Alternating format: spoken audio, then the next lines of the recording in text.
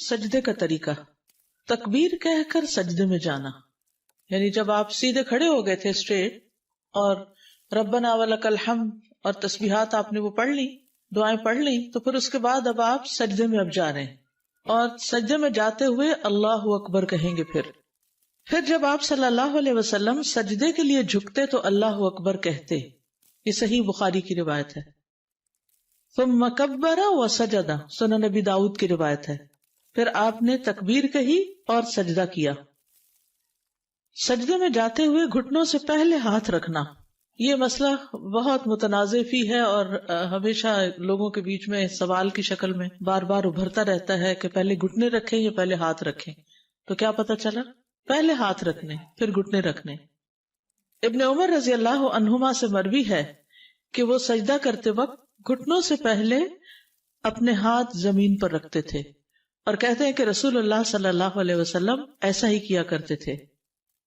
نافع کہتے ہیں کہ ابن عمر رضی اللہ عنہما سجدہ کرتے وقت گھٹنوں سے پہلے اپنے ہاتھ زمین پر رکھتے تھے۔ ابو ہریرہ سے مروی ہے، کہتے ہیں کہ رسول اللہ صلی اللہ علیہ وسلم نے فرمایا، جب تم میں سے کوئی سجدہ کرے تو ایسے نہ بیٹھے جیسے کہ اونٹ بیٹھتا ہے، اس کو چاہیے کہ اپنے ہاتھ اپنے گھٹنوں سے پہلے رکھے۔ یعنی کچھ لوگ کیا کرتے ہیں، پہلے گھٹنے رکھ کے بیٹھتے ہیں پھر سجدے میں جاتے ہیں، ایسا نہیں کرنا چاہیے۔ اسٹریٹ کھڑے اللہ اکبر کہہ کے نیچے گئے، پہلے ہاتھ رکھے پھر گھٹنے رکھے پھر بیٹھے، ٹھیک ہے۔ 7 اعضاء پر سجدہ کرنا۔ عباس بن عبد المطلب رضی اللہ عنہ سے روایت ہے کہ انہوں نے رسول اللہ صلی اللہ علیہ وسلم کو فرماتے ہوئے سنا، جب کوئی بندہ سجدہ کرتا ہے تو اس کے ساتھ 7 اعضاء سجدہ کرتے ہیں، اس کی پیشانی اور اس کے دونوں ہاتھ اور اس کے دونوں گھٹنے اور اس کے دونوں قدم۔ یہ جو ناک ہے، یہ جب پیشانی رکھیں گے تو ناک تو پیشانی سے بھی اونچا ہے، وہ بھی ساتھ رکھا جائے گا۔ ابن عباس رضی اللہ عنہما سے مروی ہے کہ وہ نبی صلی اللہ علیہ وسلم سے بیان کرتے ہیں کہ آپ نے فرمایا، ہمیں حکم دیا گیا ہے کہ ہم 7 ہڈیوں پر سجدہ کریں، 7 ہڈیوں پر سجدہ کریں۔ تمام اعضاء کا سجدہ کرنا۔ آپ صلی اللہ علیہ وسلم فرماتے تھے، اپنے بازوؤں کو درندے کے پھیلانے کی طرح زمین پر نہ پھیلاؤ، جیسے شیر چیتا وغیرہ بیٹھتا ہے، اور تم اپنی ہتھیلیوں پر ٹیک لگاؤ، ہتھیلیاں یعنی ہاتھ، اور اپنی بغلوں کو دور رکھو، یعنی ساتھ چمٹ کے نہیں رکھو۔ پھر جب تم ایسا کرو گے تو تمہارا ہر عضو تمہارے ساتھ سجدہ کرے گا، ورنہ کیا ہے، کچھ عضو ریسٹنگ پوزیشن میں آ جاتے ہیں اور کچھ سجدہ کر رہے ہوتے ہیں۔ تو جب انسان ہتھیلیوں پر اپنا پورا وزن ڈالتا ہے تو پھر سارے کا سارا جسم ایک طرح سے سجدے میں ہوتا ہے، ادھر سے گھٹنے لگے ہوئے ہیں، ادھر سے پاؤں لگے، ادھر سے سر لگا ہوا ہے، ادھر سے ہتھیلیاں، اور اگر آپ کونیاں زمین پر ٹکا دیتے ہیں تو کیا ہوتا ہے، آپ آرام کی پوزیشن میں آ جاتے ہیں، آرام ہونے لگتا ہے۔ اور جو شخص 7 اعضاء پر سجدہ نہ کرے اس کا کیا حال ہے؟ بخاری اور مسلم کی روایت ہے، سجدہ کرنے والے کے لیے جائز نہیں کہ وہ 7 اعضاء میں سے کسی بھی چیز کو اٹھائے، کیونکہ نبی صلی اللہ علیہ وسلم نے فرمایا، مجھے 7 ہڈیوں پر سجدہ کرنے کا حکم دیا گیا ہے، پیشانی پر اور اپنے ہاتھ سے ناک کی طرف اشارہ کیا، دونوں ہاتھوں، دونوں گھٹنوں اور دونوں پاؤں کی انگلیوں پر۔ اگر وہ اپنے دونوں پاؤں یا ان میں سے کوئی ایک، یا دونوں ہاتھ یا ان میں سے کوئی ایک، یا اپنی پیشانی یا اپنی ناک یا ان دونوں کو اٹھا لے تو اس کا سجدہ باطل ہو جائے گا اور اسے شمار نہیں کیا جائے گا، اور جب سجدہ باطل ہو گیا تو نماز بھی باطل ہو جائے گی۔ یعنی اگر کوئی شخص صرف ایک ہاتھ رکھتا ہے دوسرا رکھتا ہی نہیں، صرف پیشانی رکھتا ہے ناک رکھتا ہی نہیں، یا صرف ناک رکھتا پیشانی نہیں رکھتا، یا پھر گھٹنے تو رکھے ہوئے کیونکہ اس کے بغیر تو نیچے جا نہیں سکتے، تو گھٹنے اس طرح رکھے کہ پیچھے سے پاؤں اٹھ گئے، تو پاؤں اٹھنے نہیں چاہیے، پاؤں زمین کے ساتھ لگے رہنے چاہیے۔ تو اگر یہ 7 اعضاء نہیں لگے زمین پر تو سجدہ نہیں ہوگا، سجدہ نہیں ہوا تو نماز نہیں ہوگی، یہ یاد رکھیے، یہ بہت اہم بات ہے، یہ نماز کا اہم ترین حصہ ہے۔ چہرے کو اچھی طرح زمین پر ٹکانا۔ ایک طویل حدیث میں رفاعہ سے روایت ہے کہ نبی صلی اللہ علیہ وسلم نے ایک آدمی سے فرمایا جو نماز پڑھ رہا تھا، اور نبی صلی اللہ علیہ وسلم نے اسے نماز لوٹانے کا حکم دیا اور فرمایا، جب تم سجدہ کرو تو اپنے چہرے اور ہاتھوں کو زمین پر اچھی طرح لگاؤ، یہاں تک کہ تمہاری ہر ہڈی اطمینان کے ساتھ اپنی جگہ پر چلی جائے، ٹھیک ہے، یعنی اچھی طرح ٹک کے کرو سجدہ، جلدی میں نہیں، کیونکہ جو جلدی میں کرتا ہے وہ ایسے ہی جیسے ٹھونگا مار رہا ہو. ناک اور پیشانی اچھی طرح زمین پر ٹکانا. سنن الترمذی کی روایت ہے نبی صلی اللہ علیہ وسلم جب سجدہ کرتے تو اپنی ناک اور اپنی پیشانی خوب اچھی طرح زمین پہ جماتے اور اپنے دونوں ہاتھوں کو اپنے دونوں پہلوؤں سے دور رکھتے اور اپنی دونوں ہتھیلیوں کو دونوں کندھوں کے مقابل رکھتے، یعنی دونوں کندھوں کے مقابل آگے، یعنی کہ ایسے باہر کر کے سامنے ہی، یعنی جیسے جہاں کندھے آ رہے ہیں وہیں ہاتھ آ رہے ہیں. ابن عباس رضی اللہ عنہما سے روایت ہے کہ آپ صلی اللہ علیہ وسلم نے فرمایا اپنی ناک کو بھی زمین پر رکھ دو تاکہ وہ بھی تمہارے ساتھ سجدہ کرے. ناک کو پیشانی کی طرح زمین پر پہنچانا. آپ صلی اللہ علیہ وسلم فرمایا کرتے تھے اس شخص کی نماز نہیں جس نے اپنی ناک کو زمین تک اتنا نہیں پہنچایا جتنا کہ اس کی پیشانی پہنچتی ہے. دونوں ہاتھوں کا سجدہ. ابن عمر بیان کرتے ہیں کہ بے شک دونوں ہاتھ بھی سجدہ کرتے ہیں جس طرح چہرہ سجدہ کرتا ہے. جب تم میں سے کوئی سجدے میں زمین پر اپنا چہرہ رکھے تو ہاتھ بھی زمین پر رکھے، اور جب چہرہ اٹھائے تو انہیں بھی اٹھا لے. ٹھیک ہے، سجدے کے وقت ہاتھ بھی زمین پر، چہرہ اٹھے تو ساتھ وہ بھی اٹھا لیے جائیں. ہاتھوں کو دونوں کانوں کے برابر رکھنا. وائل بن حجر سے مروی ہے، انہوں نے کہا اور جب سجدے میں گئے تو اپنے ہاتھوں کو اپنے دونوں کانوں کے برابر رکھا. ہاتھوں کو کندھوں کے برابر رکھنا. اب یہاں آپ دیکھیے ایک روایت میں آ رہا ہے دونوں کانوں کے برابر اور یہاں کندھوں کے برابر، تو کندھے اور کان سجدے میں قریب قریب ہی ہوتے ہیں. پھر سجدہ کیا اور اپنے دونوں ہاتھوں کو اپنے کندھوں کے برابر رکھا. یہ تھوڑے آگے تھوڑے پیچھے ہو جائے تو کوئی حرج نہیں، دونوں طرح سے ٹھیک ہے. ہاتھوں کی انگلیاں قبلہ رخ کرنا، سامنے رکھنا. کچھ لوگ یوں کر کے سجدہ کر رہے ہوتے ہیں، انگلیوں کا اینگل ٹیڑھا ہو رہا ہوتا ہے. نہیں، انگلیاں سیدھی رکھنی ہے. محمد ابن عمرو ابن عطا سے روایت ہے، کہتے ہیں کہ آپ صلی اللہ علیہ وسلم جب سجدہ کرتے تو اپنے دونوں ہاتھوں کو رکھتے اس حالت میں کہ نہ زمین پر بچھے ہوتے اور نہ سمٹے ہوتے. بچھے ہوتے کا مطلب یعنی یوں کھول کے ایسے نہیں رکھے ہوتے تھے اور نہ یوں اکڑائے ہوتے، جیسے پہلے ہم نے بات کی تھی ہاتھ پکڑنے کی، یعنی کہ نیچرل پوزیشن میں. اور انگلیوں کا رخ سیدھا قبلے کی طرف کرتے تھے. واستقبل باطراف اصابعه القبلہ، یعنی سجدہ کرتے ہوئے ان دونوں ہاتھوں کی انگلیوں کے اطراف قبلے کی طرف. اطراف کناروں کو کہتے ہیں. انگوٹھا تو obviously ادھر ہو جائے گا لیکن باقی سامنے کی طرف رہے، ہاتھ کو ٹیڑھا نہ کیا جائے. ہاتھوں کی انگلیاں ملانا. وائل بن حجر سے مرفوع ہے کہ جب آپ رکوع کرتے تو انگلیاں کھول لیتے، اسی لیے پھر ہم گھٹنے کو ایک طرح سے پکڑ لیتے ہیں، اور جب سجدہ کرتے تو انگلیوں کو ملا لیتے. سجدے کے وقت اتنا بڑا ہاتھ نہیں کھولا جائے گا، بس ایسے نیچرل سیدھا رکھتے ہوئے، تھوڑی بہت اگر ہلکا سا گیپ ہے بھی تو ٹھیک، اکڑا کے نہیں رکھنا، بس نیچرل وے میں. ہتھیلیوں پر ٹیک لگانا. اور آپ اپنی ہتھیلیوں پر ٹیک لگاتے تھے اور ان کو پھیلاتے تھے، یعنی پوری طرح بچھا دیتے تھے. پھیلانے کا مطلب یہ ہے، کھولنا نہیں ہے. اور ان کی انگلیوں کو ملاتے تھے اور ان کو قبلہ رخ کرتے تھے. ہتھیلی کے اندرونی حصے پر سجدہ کرنا، یعنی انگلیوں پر نہیں بلکہ ہتھیلی پر بوجھ آنا چاہیے. ویسے تو پورے ہاتھ پہ ہی آ جاتا ہے لیکن ہتھیلی پر زیادہ حصہ. براء ابن عازب کہتے ہیں کہ رسول اللہ صلی اللہ علیہ وسلم ہتھیلی کے اندرونی حصے پر سجدہ کرتے تھے، یعنی ہاتھ رکھے نا تو اپنے اپنے ڈیسک پہ ہاتھ رکھے. تو اب آپ دیکھیں جب ہتھیلی پر آپ زور دیں گے تو انگلیوں پر نہ ہونے کے برابر آئے گا، ٹچ تو کر نہیں ہوگی زمین پر، یعنی آپ نے انگلیوں پہ نہیں کرنا. کریں آپ انگلیوں پہ بوجھ ڈالیں، ایسا نہیں کرنا. کیسے کرنا؟ ہاتھ کے اوپر، ہتھیلی پر. انگلیوں پر کریں گے تو ہتھیلیاں اوپر اٹھ جائیں گی. یہ جو پاؤں ہے نا، یہ والا حصہ، یہ ہتھیلی ہوتی ہے اور اس سے اوپر کلائی ہوتی ہے.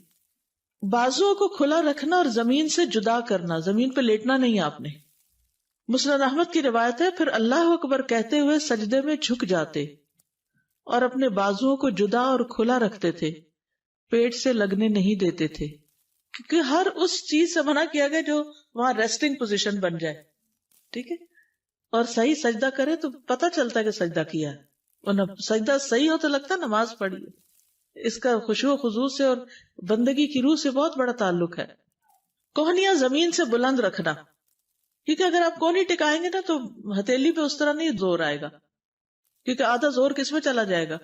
بازو پہ، کوہنی پہ. برا کہتے ہیں انہوں نے کہا کہ رسول اللہ صلی اللہ علیہ وسلم نے فرمایا جب تم سجدہ کرو تو اپنی ہتھیلیاں زمین پر رکھو اور اپنی زور آئے گا، کیونکہ آدھا زور کس میں چلا جائے گا؟ بازو پہ، کوہنی پہ.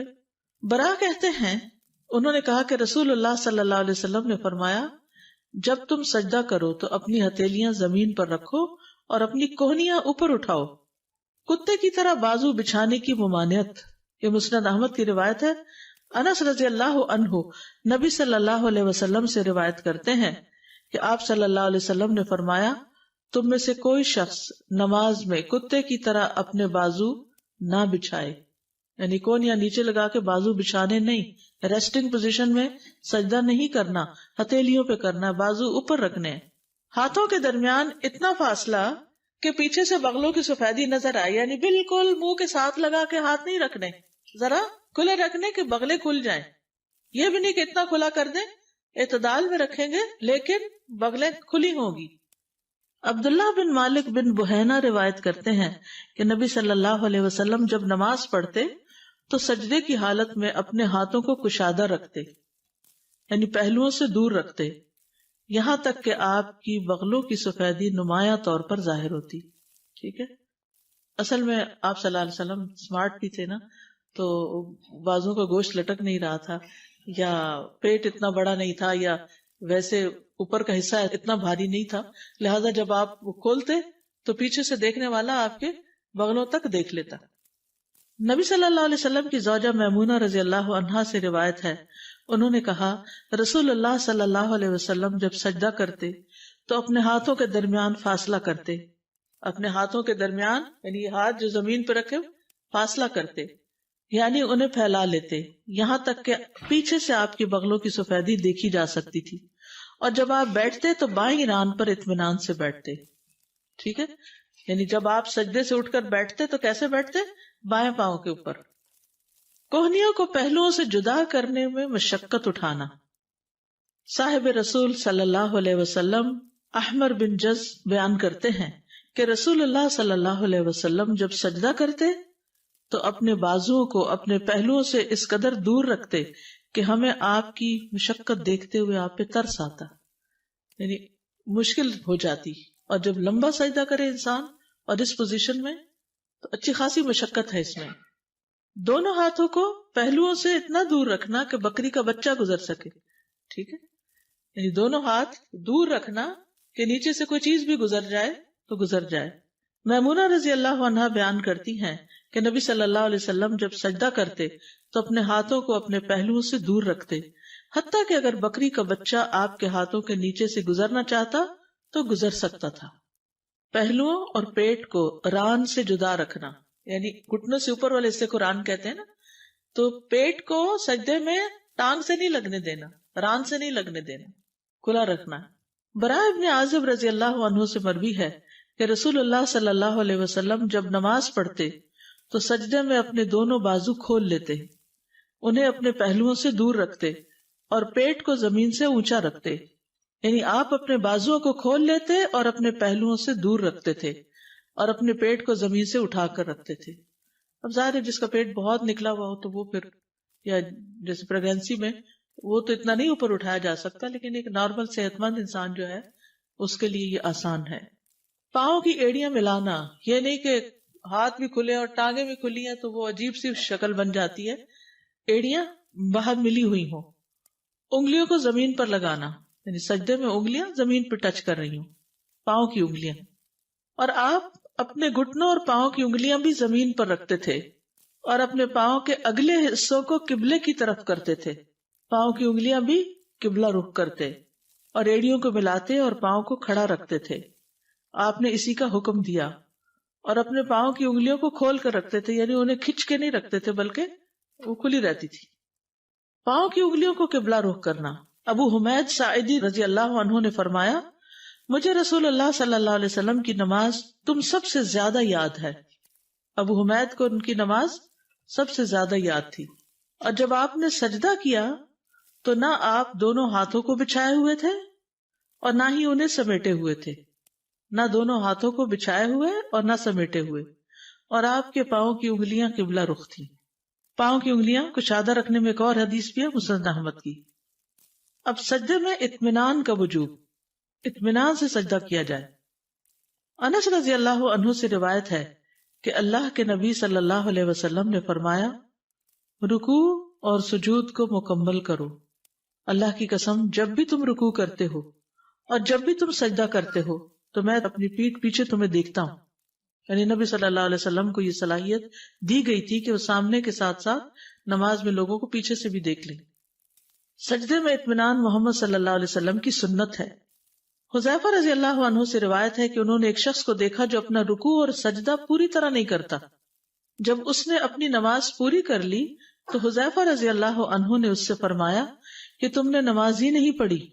ابو وائل راوی کہتے ہیں میں خیال کرتا ہوں کہ حذیفہ رضی اللہ عنہ نے یہ بھی فرمایا کہ اگر تو ایسی نماز پہ مر جاتا تو محمد صلی اللہ علیہ وسلم کی سنت پر نہ مرتا.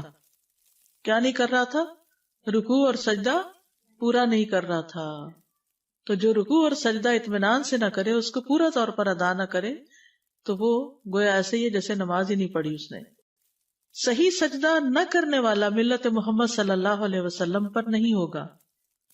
ایک اور روایت میں، صحیح بخاری کی روایت میں ہی ہے کہ حضرت حذیفہ نے ایک شخص کو جب دیکھا کہ نہ رکوع پورا کرتا نہ سجدے، تو انہوں نے کہا تم نے نماز ہی نہیں پڑھی.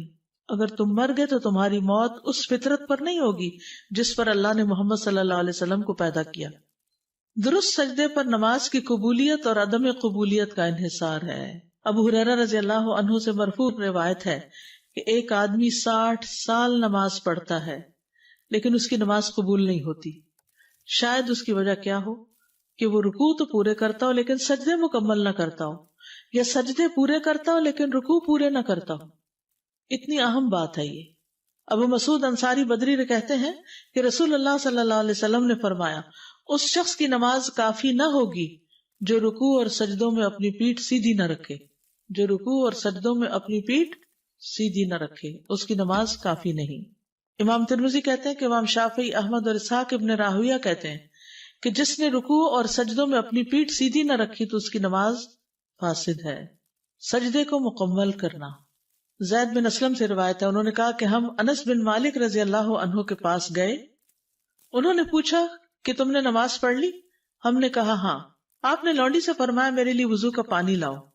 میں نے کسی ایسے امام کے پیچھے نماز نہیں پڑھی جو تمہارے اس امام سے بڑھ کر رسول اللہ صلی اللہ علیہ وسلم جیسی نماز پڑھتا ہو. زید نے کہا عمر بن عبدالعزیز رکوع اور سجدے مکمل کرتے تھے اور قیام اور قعود ہلکا کرتے تھے. یعنی بہت لمبا قیام اور بہت لمبا تشہد نہیں پڑھتے تھے لیکن رکوع اور سجدے بہت اطمینان سے ادا کرتے تھے. تو میک شور کہ رکوع اور سجدہ ٹھیک ہو. اطمینان سے ٹک کے سجدہ کرنا. سنن نبی داؤد میں نبی صلی اللہ علیہ وسلم کا فرمان ہے اور جب سجدہ کرو تو ٹک کر سجدہ کرو. فمکن لسجودک، حتیٰ کہ جوڑ مطمئن ہو جائیں. پھر اللہ اکبر کہے، سجدہ کرے حتیٰ کہ اس کے جوڑ اطمینان سے ٹک جائیں. ہر عضو کا اپنی اپنی جگہ پہ ٹکنا.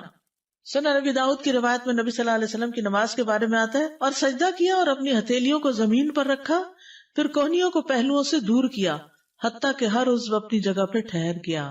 یعنی یہ پرائم ٹائم ہے، نماز کا پیک ٹائم ہے کہ جس میں انسان بندگی کا شدید اظہار کر رہا ہوتا ہے، تو اس کو بہت صحیح طور پر ادا ہونا چاہیے. جلدی جلدی سجدہ نہ کرنا. ابو عبداللہ اشعری سے روایت ہے، کہتے ہیں کہ رسول اللہ صلی اللہ علیہ وسلم نے اپنے اصحاب کو نماز پڑھائی، پھر ان کے ایک گروہ میں بیٹھ گئے. ایک آدمی آیا، وہ کھڑے ہو کے نماز پڑھنے لگا تو وہ رکوع کرتا اور سجدے ایسے کرتا جیسے ٹھونگے مارے جاتے ہیں، جلدی جلدی بس ٹھک ٹھک.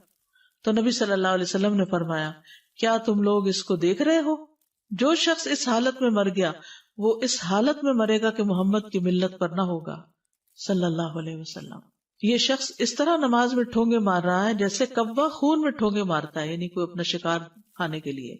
تو وہ شخص جو رکوع کرتا ہے، اپنے سجدے میں ٹھونگے مارتا ہے، اس کی مثال ایسے بھوکے شخص کی ہے جو 1 یا 2 کھجوریں کھائے تو یہ اس کی بھوک کو کیا مٹائیں گی. اچھی طرح مکمل وضو کیا کرو، ایڑیوں کے لیے آگ کا عذاب ہے. رکوع اور سجدوں کو مکمل کیا کرو. کس قدر تاکید اور کتنی زیادہ اہمیت ہے کہ انسان اپنا وضو بھی صحیح کرے، رکوع اور سجدے بھی ٹھیک کرے. پھر مرغے کی طرح ٹھونگے مارنے سے بچنا چاہیے. نبی صلی اللہ علیہ وسلم نے 3 باتوں سے منع کیا ہے. نماز میں مرغے کی طرح ٹھونگے نہ مارو، کتے کی طرح نہ بیٹھو، اور لومڑی کی طرح ادھر ادھر نہ دیکھو. ٹھیک ہے؟ کتا بازو بچھا کے جو آگے بیٹھتا ہے نا، یا ایک ٹانگ اٹھا کے جو بیٹھتا ہے. مکمل سجدہ نہ کرنے والا نماز کا چور ہے. رسول اللہ صلی اللہ علیہ وسلم نے فرمایا لوگوں میں سب سے بدترین چور وہ ہے جو اپنی نماز میں چوری کرتا ہے. لوگوں نے پوچھا اللہ کے رسول انسان اپنی نماز میں کس طرح چوری کر سکتا ہے؟ آپ نے فرمایا اس طرح کہ وہ اس میں رکوع اور سجود مکمل نہ کرے، یا فرمایا جو رکوع اور سجود میں اپنی پشت سیدھی نہ رکھے، یعنی اسٹریٹ نہ رکھے۔ سجدہ پورا نہ کرنے والے کے لیے وعید۔ علی بن شیبان جو اپنے قبیلے کے وقت میں شامل تھے، انہوں نے فرمایا ہم لوگ اپنے علاقے سے نکلے یہاں تک کہ رسول اللہ صلی اللہ علیہ وسلم کی خدمت میں حاضر ہوئے، ہم نے آپ کی بیعت کی، آپ کے پیچھے نماز ادا کی۔ آپ نے آنکھ کے کنارے سے ایک آدمی کو دیکھا جو اپنی نماز صحیح ادا نہیں کر رہا تھا، یعنی رکوع اور سجدے میں کمر ٹھیک نہیں رکھ رہا تھا۔ جب نبی صلی اللہ علیہ وسلم نماز سے فارغ ہوئے تو فرمایا اے مسلمانوں کی جماعت، اس شخص کی کوئی نماز نہیں جو رکوع اور سجدے میں کمر سیدھی نہیں کرتا۔ چہرے کا رخ موڑے بغیر آنکھ کے کنارے سے اگر کوئی چیز نظر آ گئی ہے، کسی کی حرکات و سکنات کا پتہ چل گیا تو اس سے نماز میں فرق نہیں پڑتا، لیکن خشوع میں تو بہرحال فرق ہو جاتا ہے۔ پھر نہیں، کونیاں نہیں پھیلانی، بازو اس طرح کرنے نا، یعنی بہت زیادہ بھی نہیں کرنے، بازو کا بہت ٹائٹ بھی لوگ کر دیتے ہیں، لیکن یہ ہے کہ پھر اس صورت میں جو اضطراری کیفیت جہاں بھی آ جائے نا، تو وہاں پر یعنی کوئی بیماری ہے، مجبوری ہے، کوئی جگہ تنگ ہے، پھر اس صورت میں جیسے بھی ہو نماز پڑھ لیتے ہیں۔ سمجھ آتا ہے، لیکن سجدے میں پشت کا سیدھا سجدے میں پشت مراد یہ ہے کہ یوں نیچے کو نہیں جھک جانا چاہیے، یوں نہیں ہونی چاہیے، یوں ہونی چاہیے، ٹھیک ہے، یوں بل نہیں ہونا چاہیے، اس میں جھکاؤ نہیں ہونا چاہیے، اسٹریٹ سر سیدھا، یعنی پیٹھ اور سر کے بیچ میں جو ریڑھ کی ہڈی ہے وہ اسٹریٹ رہے، اس میں کب نہ آئے۔ اگر کسی کا ویسے بڑھاپے کی وجہ سے آ گیا تو اور بات ہے، یا یہ کہ اندر کی طرف نہ جھکا ہوا ہو۔ جتنی بھی ریسرچ کی گئی ہے، ایک حدیث بھی یعنی کہ عورت ایسے سجدہ نہ کرے، یہ علماء نے اپنی طرف سے کہا ہے۔ تو جب علماء اپنی طرف سے کہیں اور عورتیں سجدہ غلط کرتی رہیں اور اپنی نمازیں خراب کریں تو اس کو ماننا ضروری نہیں، اور کہتے ہیں کہ نہیں پردے کی وجہ سے۔ آپ دیکھیے گھر میں نماز پڑھ رہی ہے نا، اسی لیے تو عورت کا گھر میں نماز پڑھنا اور اندر والے حصے میں پڑھنا زیادہ بہتر ہے۔ ہمارے ہاں جو علماء تفریق کرتے ہیں نا عورت مرد کی نماز کی، تو وہ پھر اس طرح کی باتیں کرتے کہ بچ کے کرے، ہاں تو جب بچ گئے تو پھر سجدہ ہی نہ رہا۔ 7 ہڈیوں کا خیال رکھے تو صحیح سجدہ ہو جائے گا۔ 2 سجدے ہیں، آپ نے ایک سجدہ کیا اور ایک آپ کو یاد نہیں کہ آپ نے دوسرا کیا کہ نہیں، اب آپ نے سجدہ سہو ایک اور کر لیجئے اسی وقت اگر کر رہے ہیں، اوکے، اور اس کے بعد سجدہ سہو کر لیں۔ لیکن ایک سجدہ جب ہو گیا تو آپ کا رکن کمپلیٹ ہو گیا؟ نہیں، ایک سے تو رکن نہیں کمپلیٹ ہوگا، ایک رکعت اور پڑھیے، کیونکہ ہر عضو کو سجدہ کرنا ہے نا، ہر عضو کو سجدہ کرنا ہے، یعنی جب ایک چیز بھی آپ اپنی جگہ سے ہٹائیں گے تو اس کا اثر صرف اس پہ نہیں رہے گا، اور حصے پہ بھی چلا جائے گا۔ جب تک سجدہ یعنی پرفیکٹ ہوگا تو سارا ہی ہوگا، اگر ایک حصہ خراب کیا تو باقی بیلنس بھی بگڑ جائے گا۔ جی السلام علیکم۔